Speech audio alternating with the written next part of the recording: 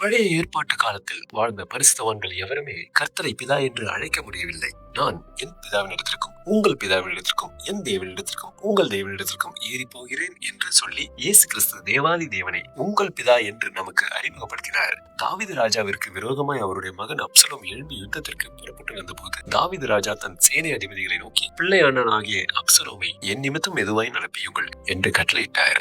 இதுதான் தகப்பனின் அன்பான உள்ளம். பூமிக்குரிய தகப்பன்மார்களே, பிள்ளைகளுக்கு நல்ல ஈவுகளை கொடுக்க அறிந்திருக்கும் போது உங்கள் பரமபிதா உங்களுக்கு வேண்டிய எல்லாவற்றையும் அருளுவது அதிக நிச்சயம். ஏதோ ஒரு சில காரணத்தினால் நீங்கள் உங்கள் தகப்பனின் அன்பை பெற முடியாமல் போயிருந்தாலும் பிதாவாகிய தேவனே உங்களை கரம் பிரித்து நடத்தி ஆசீர்வதித்தார் அல்லவா? திக்கற்ற பிள்ளைகளுக்கும் விதவைகளுக்கும் கர்த்தரே சகாயம். அப்பா பிதாவே என்று அவரை எல்லா உரிமையோடும் எந்த நேரம் வேண்டுமானாலும் கூப்பிடலாம். பிதாவாகிய தேவனையும் நம்மை நேசித்து நமக்கு எல்லா நன்மைகளையும் கொடுப்பதற்காக தங்களை அர்ப்பணிக்கிற பூமிக்குரிய தகப்பனையும் என்னாலும் கனப்படுத்துவோம். நீடோழி வாழ்வோம்.